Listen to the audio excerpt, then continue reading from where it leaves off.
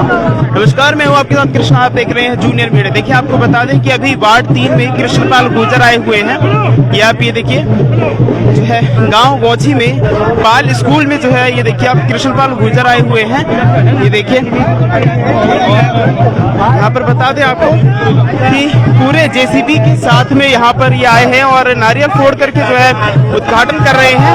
लाखों रुपए की है, ये देखिए नारियल फोड़ करके यहाँ पर ये देखिए नारियल फोड़ करके जो है उद्घाटन किया गया है।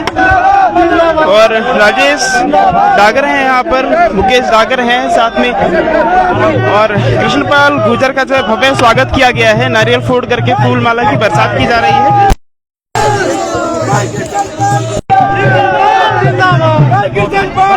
बड़ी तादाद में यहाँ पर लोग दिखाई दे रहे हैं।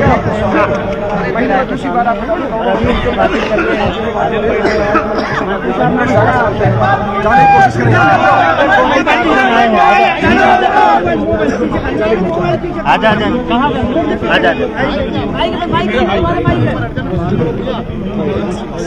कैमरा मत हिलाना।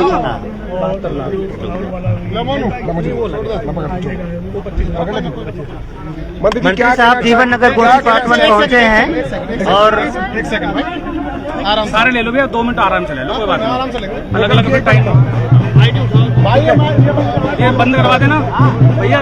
जाहिद मंत्री जी क्या कहना चाहेंगे वार्ड नंबर 1 में फिर महीने में दूसरी बार पहुंचे करोड़ों रुपए की सौगात देने के लिए? क्या काम होने है सर? देखिए हर मित्रों, पिछले 9.5 साल से आदरणीय मोदी जी के और मनोहर लाल जी के आशीर्वाद से फरीदाबाद लोकसभा क्षेत्र में ऐतिहासिक विकास के काम हुए हैं।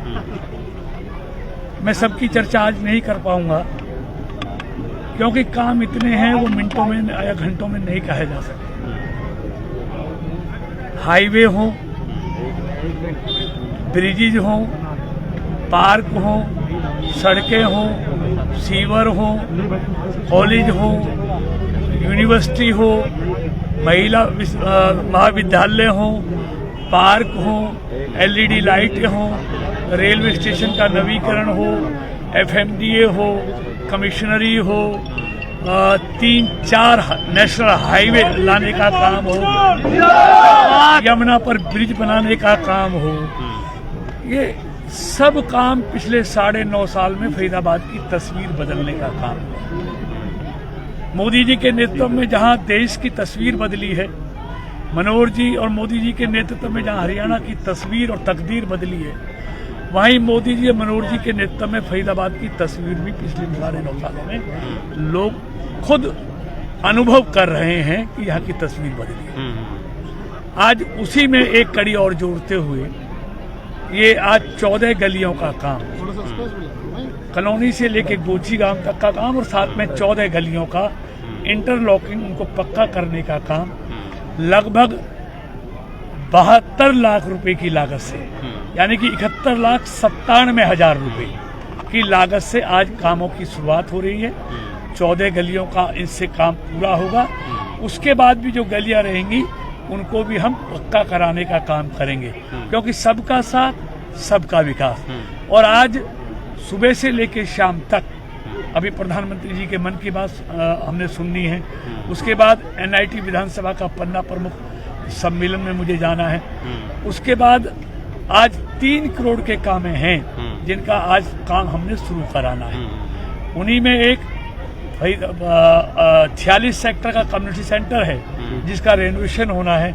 उसका शाम को 4 बजे उसके काम की शुरुआत 88 लाख रुपए की लागत से होगी। इसी तरह 21D में कम्युनिटी सेंटर है जो बहुत जर्जर हालत में है, उसके भी रेनोवेशन का 38 लाख की लागत से काम शुरू होगा। इसी तरह अनंतपुर में एक आरएमसी और एक इंटरलॉकिंग रास्ते का निर्माण का काम शुरू होगा। इंटरलॉकिंग का रास्ता 46 लाख रुपए की लागत से शुरू करेंगे आज, और एक 43 लाख रुपए की लागत से आरएमसी के रास्ते का शुरुआत करेंगे। मैं कहता हूं फरीदाबाद के विकास के लिए, प्रदेश के विकास के लिए, देश के विकास के लिए मोदी और मनोहर जी के खजाने में कोई कमी नहीं है। जितना मांगा था उससे ज्यादा मिला है और भी ज्यादा मिलेगा। हम सकारात्मक कामों में अपनी शक्ति का प्रयोग करते हैं। कुछ लोग अपनी ताकत का प्रयोग नकारात्मक कामों में करते हैं। इसलिए मैंने हमेशा अपनी शक्ति का काम क्षेत्र के विकास के लिए अपनी ताकत लगाता हूं और उसी सकारात्मक कामों में मैं अपना ध्यान लगाता रहे। सर, अभी विकास की रफ्तार तेज हुई है, लेकिन बीच में रफ्तार थोड़ा सा स्लो हो गई, तो कांग्रेस बोलने लगी अब हम सरकार बना लेंगे अगली बार। देखिए, ऐसा है, ये तो देश का मतदाता, फरीदाबाद का मतदाता है।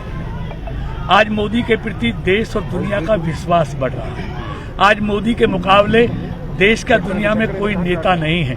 दुनिया का सबसे लोकप्रिय नेता है। मोदी पर भरोसा देश के लोगों का लगातार बढ़ रहा है। कहीं कोई मुकाबला नहीं है। तीसरी बार लोगों के आशीर्वाद से मोदी जी फिर प्रधानमंत्री बनेंगे, ये तय है। जेसीबी लगा दी गई, फटाफट काम हो गया। हाँ, आज से काम शुरू हो जाएगा। आज से काम शुरू हो जाएगा।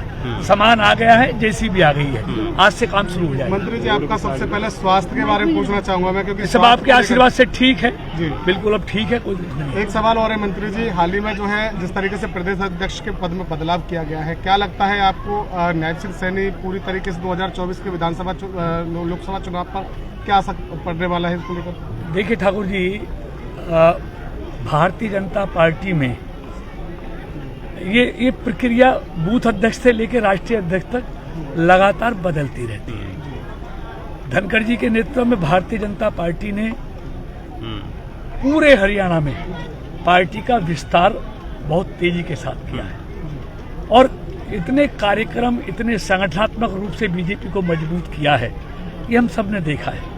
उनका कार्यकाल 3 साल पूरे हो गए, 3 साल से समय हो गया। तो यहाँ तो मंडल अध्यक्ष से लेकर राष्ट्रीय अध्यक्ष तक हर 3 साल में सामान्य प्रक्रिया है। तो इसलिए कोई बड़ी बात नहीं है, भारतीय जनता पार्टी में सामान्य प्रक्रिया है। तो यहाँ पर दायित्व बदलते रहते हैं और मिलते रहते हैं। सीएम साहब का 9 साल पूरे हो चुके हैं, क्या कहना चाहेंगे? पूरे देश भर की प्रदेश की जनता जानना चाहती है, 9 साल बेमिसाल रहे या फिर अभी और कुछ कमी बाकी है? देखिए, पहले मैं कह दूं, आज जिनको हरियाणा प्रदेश की बागडोर नायब सिंह सैनी को सौंपी है, वो भी पार्टी के एक समर्पित कार्यकर्ता हैं। एक कार्यकर्ता से लेके जिला अध्यक्ष से लेके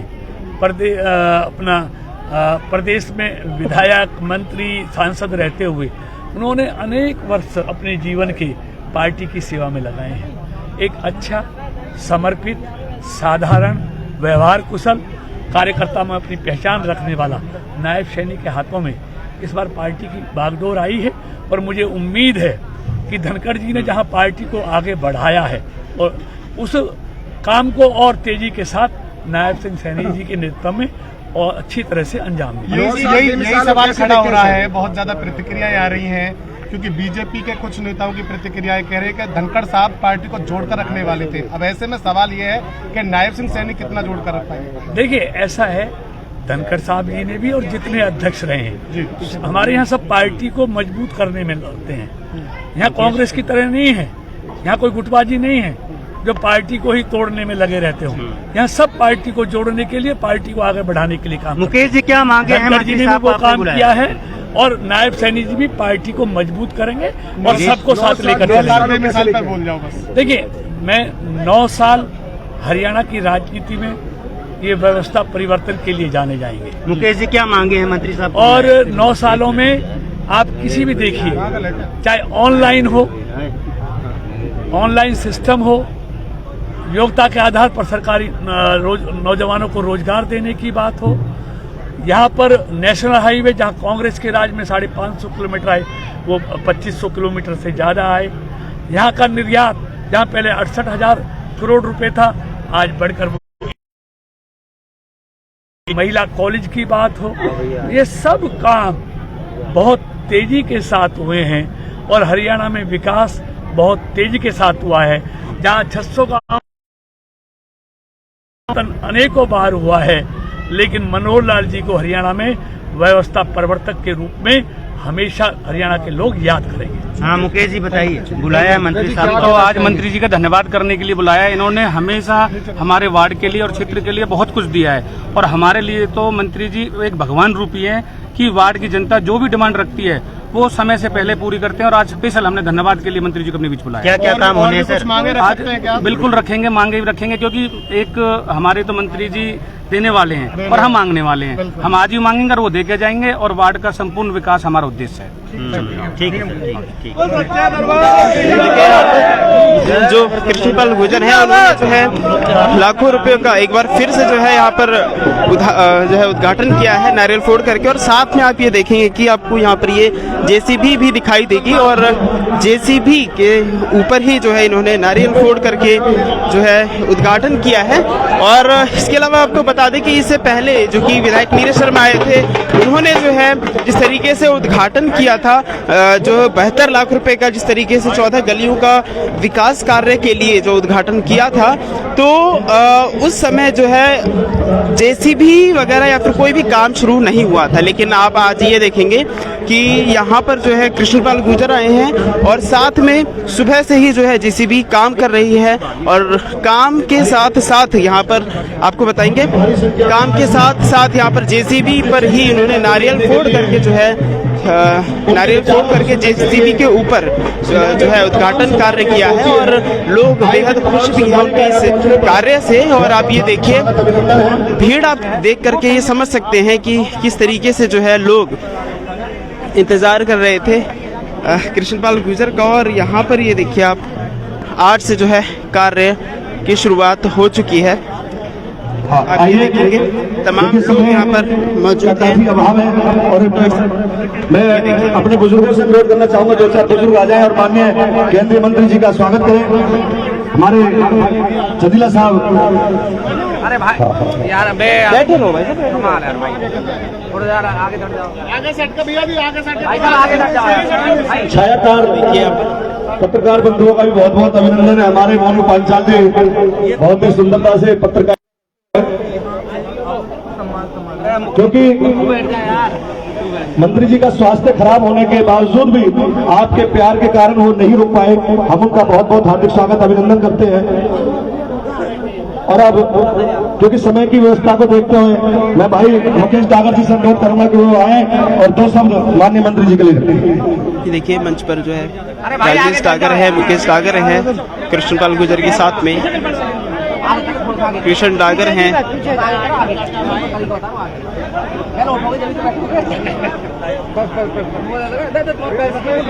भाई सभी मेरे बुजुर्ग और युवा साथी अपनी सीट ले लें।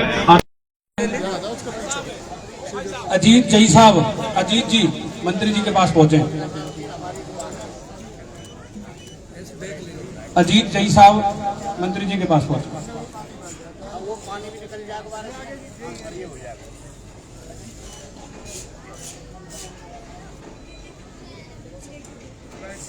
देखिए अभी जो है सभी मेरे पत्रकार और छायाकार भाई एक साइड को आ जाएं, जिससे कि लोगों को पीछे दे, या इधर सीधे हाथ को या उल्टे हाथ को, एक साइड को आ जाएं।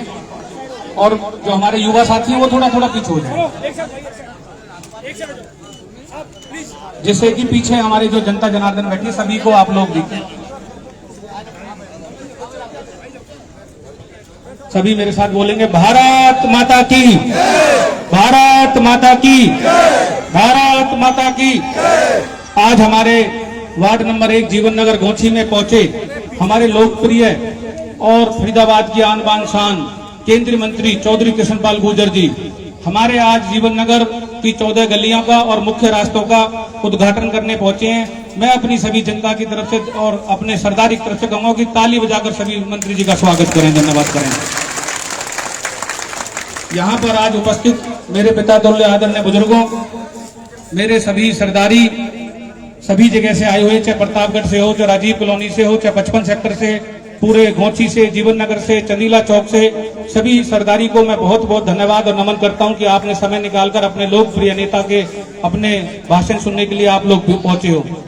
और मंच पर बैठे हुए मेरे भाई राजेश डागर जी, राहुल चंदीला जी और कृष्ण डागर जी और वेदराम शर्मा जी, और यहाँ पहुंचे हुए सभी मेरे पत्रकार और छायाकार साथियों, आप यहाँ पर जो सभी इकट्ठे हुए हैं अपने लोकप्रिय नेता फरीदाबाद की आन बान शान चौधरी कृष्णपाल गुर्जर जी के लिए आप सभी से मैं कहूंगा कि आप हाथ खड़े करके और ताली बजाकर अपने मंत्री जी का, अपने नेता का धन्यवाद करें कि उन्होंने आज हमारे यहाँ के लिए बहुत बड़ी सौगात दी है।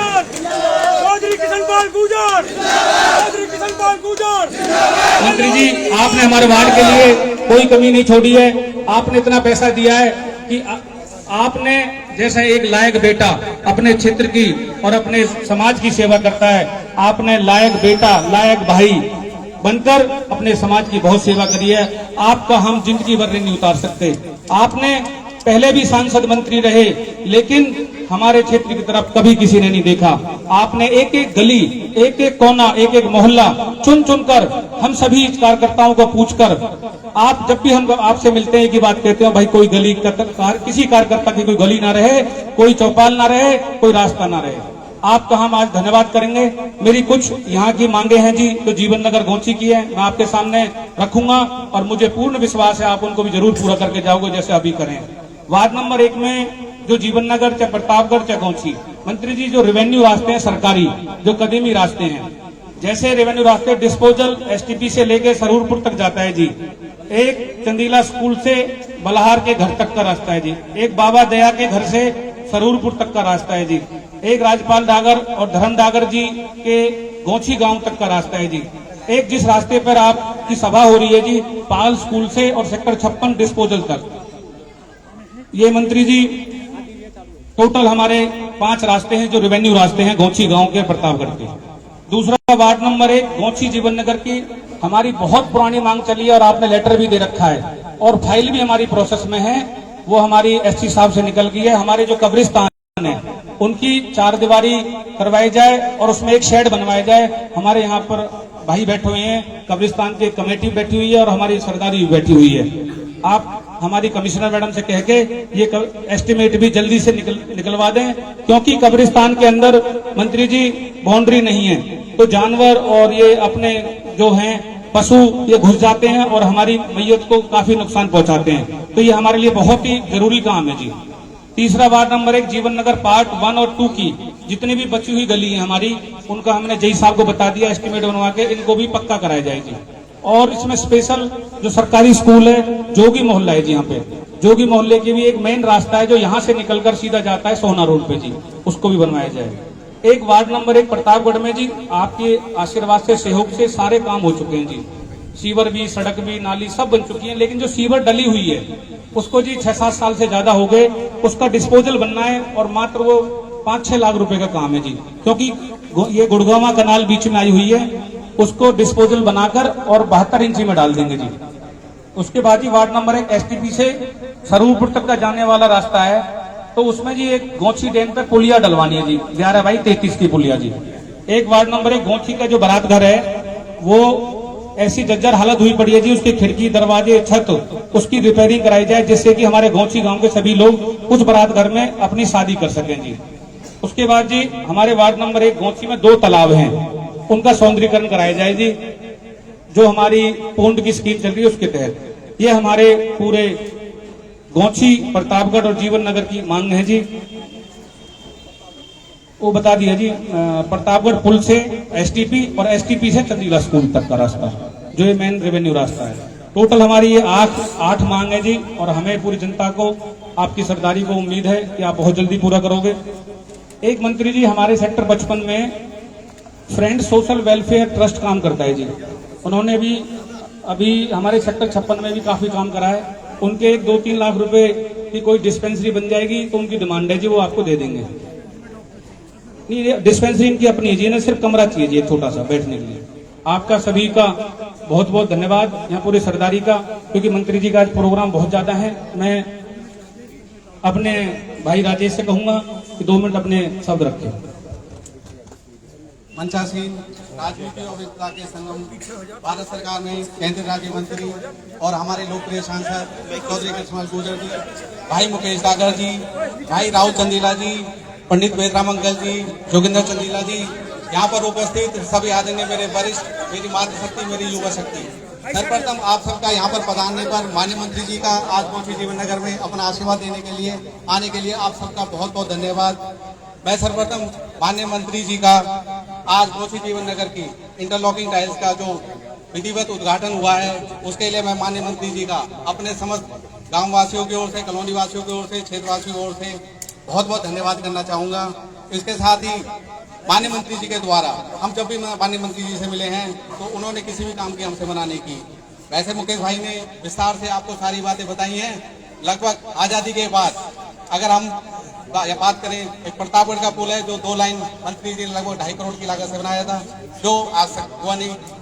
इसके साथ ही मुकेश भाई ने बाढ़ की जो मेन गलियां हैं, जो मेन है काम जो अधूरे रह गए हैं, वो विस्तार से बताया है। माननीय मंत्री जी से मेरी मुख्य तौर से मांग है कि हमारे गौछी का कब्रिस्तान की बाउंड्री वॉल की बहुत आवश्यकता है, कृपया उसे जल्द से जल्द पूरा कराने की कृपा करें। और हमारे गौछी में लगभग 3 पौंड हैं और गौछी का 1 पौंड लगभग 2.5 एकड़ में है। इन पौंड के कार्यों को पौंड योजना के तहत माननीय मंत्री जी से अनुरोध है उसको कराने का कष्ट करें। इसके अलावा गौछी का जीवन नगर पार्ट 2 जो वार्ड नंबर 5 का हिस्सा है, माननीय मंत्री जी ने अपने स्वैच्छिक रूप से लगभग अभी 50 लाख के कार्य वहाँ पे कराए थे, तो और कुछ गलियां अभी हाल फिलहाल में अप्रूव हुई हैं। तो माननीय मंत्री जी से मेरा अनुरोध है कि उच्च अधिकारियों को आदेश देकर वहाँ की गलियों का भी एस्टिमेट बनाया जाए। बाकी मुकेश भाई ने विस्तार से बताया है। मैं अपने क्षेत्रवासियों की ओर से माननीय मंत्री जी का फिर से धन्यवाद करता हूँ। बहुत बहुत धन्यवाद। बहुत बहुत धन्यवाद। आइए राहुल चंदेला जी 2 मिनट अपनी बात रखेंगे। चौधरी किशनपाल गुर्जर राहुल चंदेला, राहुल चंदेला, राजेश भाई जिंदाबाद, राजेश भाई जिंदाबाद। यहाँ पर उपस्थित मेरे सभी बड़े बुजुर्ग, वे मेरे माताओं बहनों, वे मेरे भाइयों, मैं आप सभी का बहुत बहुत शुक्रगुजार हूँ। और हमारे युवाओं की धड़कन मेरे गुरुजी चौधरी किशनपाल गुर्जर जी, चौधरी किशनपाल गुर्जर जी। और मेरे साथियों, मुझे सिर्फ 1 मिनट मिला है, मैं इतना ही कहूंगा। मंत्री जी आपसे रिक्वेस्ट है, जो भी हमारे काम है आप उन कामों को करा दो बस। और मैं अपनी वाणी को यही विराम करता हूं क्योंकि इतना ही समय मिला है मुझे। सभी साथियों को एक बार फिर से बोलूंगा, मंत्री किशनपाल गुर्जर जी, बस धन्यवाद। और आइए देखिए, खराब स्वास्थ्य होने की वजह से माननीय मंत्री जी को मैं माइक दूंगा। उससे पहले मैं 2 शब्द जरूर कहना चाहूंगा स्वास्थ्य के ऊपर कि मंत्री जी आप सदा दूर रहे गम की परछाइयों से, कभी भी सामना ना हो आपका तन्हाइयों से, हर अरमान हर ख्वाब पूरा हो मंत्री जी, बस यही दुआ है आए हुए दोस्तों की दिल की गहराइयों से। चौधरी किशनपाल गुर्जर, चौधरी किशनपाल गुर्जर, चौधरी किशनपाल गुर्जर।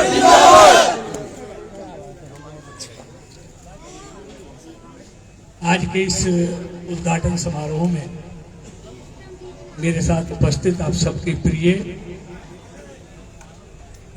भाई मुकेश डागर जी, भाई राजेश डागर जी, मेरे बड़े भाई वेदराम शर्मा जी, भाई राहुल चंदेला जी, भाई योगिंदर चंदेला जी, और यहाँ पर आए हुए सभी आदरणीय भाइयों बहनों, पत्रकार और छायाकार मित्रों। मैं 15-20 दिन से मेरे को नमूनिया हो गया था। अभी हॉस्पिटल से छुट्टी हुई है। वैसे मेरी राजस्थान में चुनाव में ड्यूटी है, वहां से कल ही मैं लौटा हूं और आज आपके बीच में। मैं किसी की आलोचना नहीं, मेरी फितरत में भी नहीं, क्योंकि मेरा काम करना है। और जो काम करते हैं वो किसी की आलोचना नहीं करते, और जिन्होंने कुछ नहीं करना धरना वो रात दिन आलोचनाओं में लगे। देखिए पास हम सबके पास शक्ति है, उस शक्ति का उपयोग या तो सकारात्मक कामों में कर लो या अपनी उस शक्ति को नकारात्मक कामों में बर्बाद कर। लेकिन कुछ लोगों ने ठान रखा है कि हमने अपनी शक्ति को नकारात्मक कामों में ही खत्म करना है। लेकिन मेरी अलग सोच है। मेरे पास जो भी आपकी दी हुई शक्ति है वो लोकसभा क्षेत्र के विकास के काम में आनी चाहिए, और मैं उसी में अपनी शक्ति को लगाता हूं। चौधरी किशन पाल गुर्जर। मित्रों, आज मैं सारे कामों की चर्चा नहीं कर 2014 से पहले का फरीदाबाद भी आपने देखा है और 2014 के बाद के फरीदाबाद को भी। मैं कभी दावा नहीं करता कि सारी समस्याओं का समाधान हो गया, लेकिन मैं एक दावा जरूर करता हूं, जो पिछले 40 सालों में फरीदाबाद में नहीं हुआ वो हमने इन 9-9.5 सालों में करने का प्रयास किया। क्या हाईवे हो, एक हाईवे भी ठीक हालत में नहीं था। आज इस हाईवे को देखो, बॉर्डर से लेके आप बॉर्डर तक घंटों का सफर मिनटों का रह गया। पलवल से गुजरते हो, बांके बिहारी जाते हो, शनि महाराज जाते हो, तो पहले कितना समय लगता था, आज कितना समय लगता है। और दूसरा national highway Delhi Baroda Bombay highway, आप उससे मेरठ जाओगे, मैं कहता हूँ 3 महीने बाद आप 1 घंटे में पहुंचेंगे। गाजियाबाद जाओगे तो 40 मिनट में पहुंचोगे। जयपुर जाओगे तो 3 घंटे में पहुंचोगे और रणथंभौर जाओगे तो 3.25 घंटे में पहुंचोगे। मतलब इतना बढ़िया, चाहे नूह जाओ, भरतपुर जाओ, ठीक जाओ, कहीं भी जाओ, घंटों का सफर आज आधा रह गया है। मैं एक ही नहीं कहता, तीसरा हाईवे यहां से जेवर एयरपोर्ट, हमारे दिल्ली एयरपोर्ट जाते हैं तो आप जाके देखिए, आपको घंटों पहले निकलना पड़ता है, 2-2.5 घंटे पहले आपको चलना पड़ता है, 3 घंटे पहले। लेकिन अब मैंने इस दिल्ली बड़ौदा बॉम्बे हाईवे से कैली से आपके जेवर एयरपोर्ट को जोड़ दिया, केजीपी को जोड़ दिया, ताज एक्सप्रेसवे को जोड़ दिया और जेवर को जोड़ दिया। आज गुड़गांव का विकास दिल्ली एयरपोर्ट की वजह से हुआ है और मैं समझता हूं आने वाले समय में फरीदाबाद का चहुमुखी विकास जेवर एयरपोर्ट के कारण होगा, क्योंकि दिल्ली से पूरी पूर्वी दिल्ली से दिल्ली एयरपोर्ट बहुत दूर है, गाजियाबाद से गुड़गांव से बहुत नजदीक है।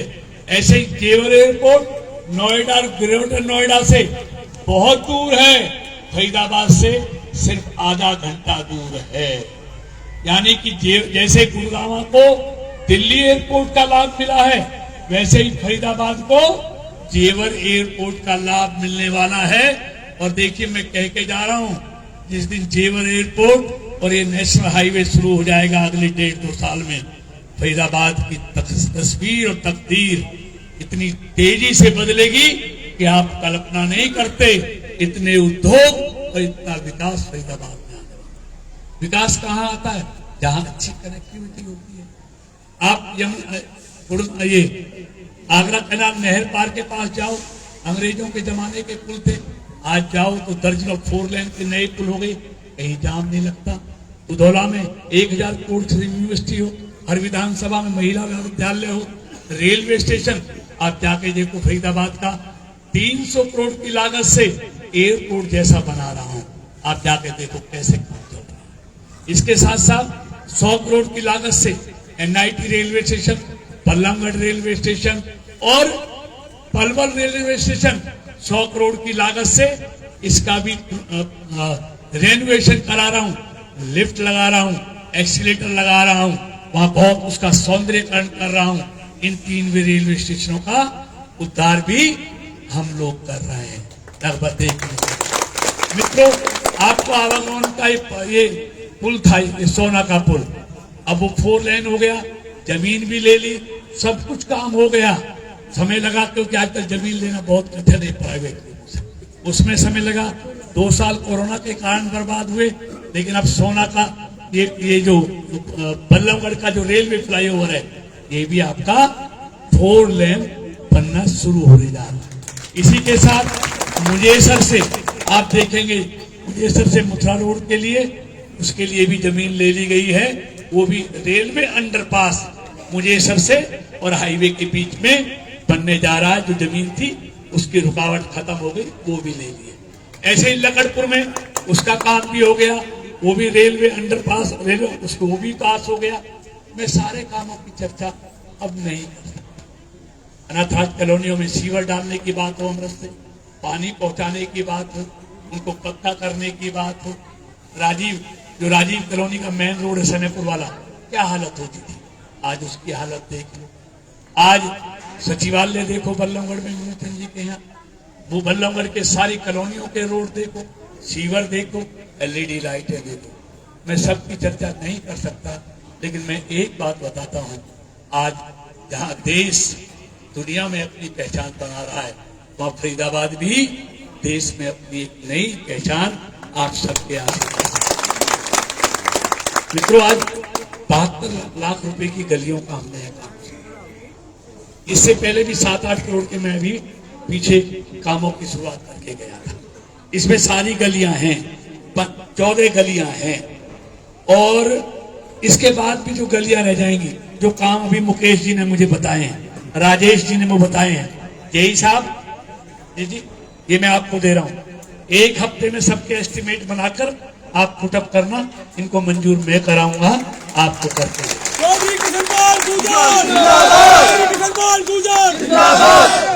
मित्रों, मैं 2-3 बातें आपसे अपनी साझा करने आया। देखिए, मैंने कहा ना किसी की आलोचना नहीं करनी। इन 9 सालों में दुनिया का नजरिया भारत के प्रति कैसे बदला है। जहां दुनिया भारत और भारत के लोगों को अच्छी नजर से नहीं देखती थी, आज भारत को पूरी दुनिया अच्छी नजरों से देखती है। जिस मोदी को कभी अमेरिका वीजा नहीं देता था, आज उस दुनिया के सबसे ताकतवर देश का प्रधानमंत्री आज कहता है, मोदी जी मुझे अपना हस्ताक्षर दे। फ्रांस का राष्ट्रपति कहता है, प्रधानमंत्री कहता है, मोदी इज बॉस। एक देश का राष्ट्रपति भारत के प्रधानमंत्री को हमने हाथ मिलाते तो बहुतों को देखा है, लेकिन अपने जीवन में पहली बार हमने किसी देश के राष्ट्रपति को भारत के प्रधानमंत्री के पैरों को हाथ लगाते हुए आशीर्वाद लगाते हुए। आज इटली की प्रधानमंत्री G20 में आकर कहती है कि मोदी से ज्यादा लोकप्रिय नेता आज दुनिया में कोई नहीं है। ये सब आपकी ताकत है। गरीबों के घर में 5 किलो अन्न पहुंचाना हो, गैस का कनेक्शन 11 करोड़ महिलाओं को मुफ्त में देना हो, 5 लाख तक का इलाज मुफ्त में देने की व्यवस्था हो, जो 1,80,000 से जिनकी आमदनी कम है, ऐसे लगभग हरियाणा में 50%, 60% से ज्यादा लोग हैं, इनको 5 लाख तक का मुफ्त देना। मित्रों, यही नहीं, मैं ये भी कहना चाहता हूं, मोदी जी के आने के बाद कैसे भारत का चित्र बदला। मैं सड़कों की बात करूं, मैं रेलवे की बात करूं, मैं मेडिकल कॉलेज की बात करूं, मैं यूनिवर्सिटियों की बात करूं, ये मोबाइल हम दुनिया के देशों को 8 लाख करोड़ का मंगाते थे, आज दुनिया के देशों को हम 3 लाख करोड़ का दुनिया के देशों को बेचते हैं। मित्रों, आप मेरी तरह गांव के रहने वाले हैं, छोटी कॉलोनियों में रहने वाले हैं। जरा याद करो, 2014 से पहले ये मोबाइल का 20 GB डाटा कितने में आता था? ईमानदारी से बताओ, 4 से 5 हजार में आता था। लेकिन आज मोबाइल का 20 GB डाटा कितने में आता है? मालूम है, आप खरीदते हो ना, कितने में आता है? 299 से लेकर 400 रुपए तक आता है। 4-5 हजार से कम कर दिया। मतलब मेरा कहने का मतलब है कि ये सब चीजें आप सब देख रहे हैं। और सबसे बड़ी बात, जब से मोदी जी आए हैं, कहीं दंगा है, कहीं कर्फ्यू है, कहीं बम ब्लास्ट है, रोज ट्रेनों के एक्सीडेंट होते थे। साल में 171 ट्रेन के एक्सीडेंट होते थे। लेकिन आज आप खुद देखते हैं वो घटकर कितने रह गए। रोज रेलवे स्टेशनों पर, बस स्टैंड पर, मंदिरों में, साइनों में रोज ब्लास्ट होते थे, रोज दंगे होते थे, कर्फ्यू लगते थे। लेकिन जब से मोदी जी आए हैं, क्या कोई दंगा है? क्या कोई बम ब्लास्ट है? क्या कोई कर्फ्यू है? क्यों नहीं है? क्योंकि करने वालों को पता है कि दिल्ली में कौन बैठा है। मित्रों, मैं ये भी कहना चाहता हूं, 2014 से पहले जरा याद करो क्या था। एक विज्ञापन आता था, टेलीविजन के पर्दे पर रोज देखते थे, बार बार देखते थे, अखबार में रोज देखते थे। क्या आता था कि लावारिस वस्तु से सावधान। आज कहीं नजर आता है वो? और लिखा होता था, मिल जाए तो पुलिस के स्टेशन नजदीक को सूचित करना। लेकिन आज लावारिस वस्तु वाला विज्ञापन कहीं देखते हैं 2014 के बाद? क्योंकि लावारिस वस्तु रखने वालों को पता है कि दिल्ली में मोदी बैठा है, यूपी में योगी बैठा है, बचेगा नहीं कोई अगर इस तरह की लावारिस वस्तु देकर कोई बर्दाश्त करेगा। मित्रों, यही नहीं, आज दुनिया, पाकिस्तान ने कितनी घुड़की दी, लेकिन आज कुछ कर सकता है क्या? क्योंकि आज भारत 1962 का नहीं, मोदी का भारत है, जो दुनिया का सबसे लोकप्रिय नेता है। आज मोदी G20 का एजेंडा तय करता है, दुनिया उसको फॉलो करती है। और ये इसलिए हुआ है क्योंकि ये सारी ताकत आपकी दी हुई है, आपको श्रेय जाता है।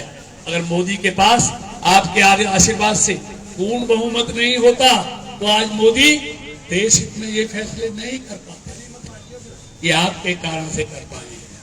मित्रों, मैं इसके साथ साथ एक और बात देखिए, दुनिया में ऐसे देश भी हैं जिनको भारत की तरक्की पसंद नहीं है। लेकिन एक बात बताओ, मैं इस पे आता कहता हूं, अगर मोदी जी नहीं आते तो 70 सालों में धारा 370 नहीं हटी। मुझे अच्छी तरह याद है, जब 2014 में मैं लोकसभा में था, मेरे सामने महबूबा मुफ्ती और फारूक अब्दुल्ला जी बैठते थे। आप यूट्यूब पे निकालेंगे तो आज भी निकलेगा।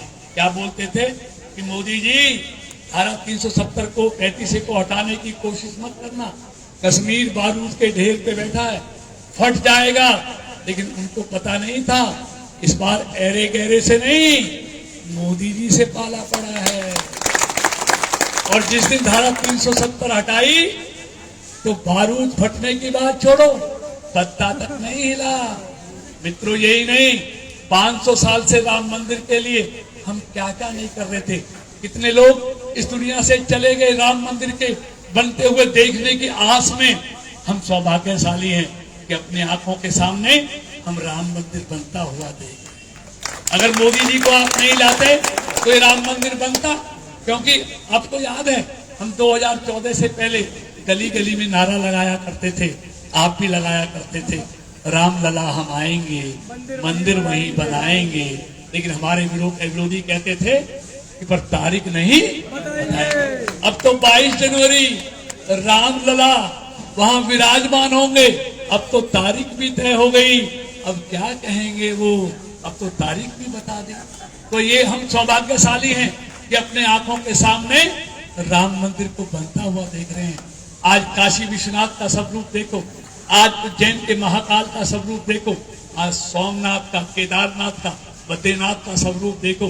मतलब देश आर्थिक तौर पर मजबूत नहीं हो रहा, देश सांस्कृतिक तौर पर भी मजबूत हो रहा है। सारे तीर्थ स्थलों को हाईवे से जोड़ा जा रहा है। तो ये काम आपने मोदी जी को बनाया, इसलिए हो रहा है।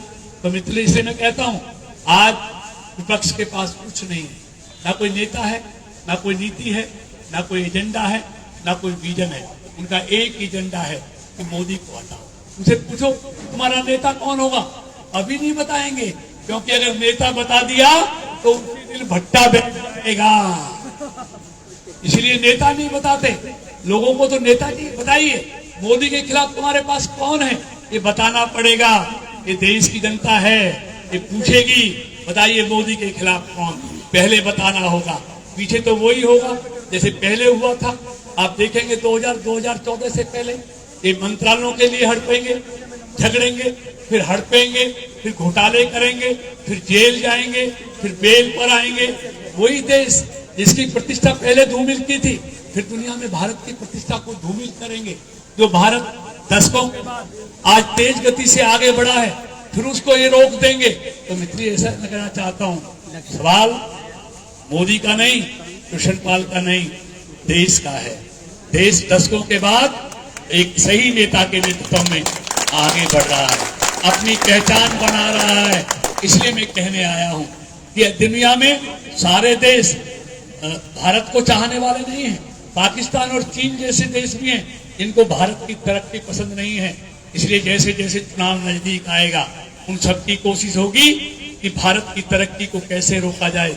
और वो जानते हैं अगर भारत की तरक्की को रोकना है तो उससे पहले मोदी को रोकना होगा। तो जैसे जैसे चुनाव आएंगे, मोदी के ऊपर हमले और तेज होंगे, मोदी पर और आरोप प्रत्यारोप लगेंगे। लेकिन मोदी जी देखिए, हम सबको भूख हो सकती है पैसे की, संपत्ति की, साम्राज्य की, परिवार की, और विपक्ष को तो यही भूख है। लेकिन मोदी जी को भूख है क्या? देश के विकास की, देश की प्रगति की, एक विकसित भारत की, एक श्रेष्ठ भारत की, एक पुष्परूप भारत की। इसके लिए वो काम कर रहे हैं। देश प्रथम जिनकी सोच है, जो कुछ करूंगा देश के लिए करूंगा, परिवार के लिए तो उनके पास है ही नहीं। वो तो कहते हैं इस देश के 140 करोड़ लोग मेरे परिवार के सदस्य हैं, मुझे उनके लिए काम करना है।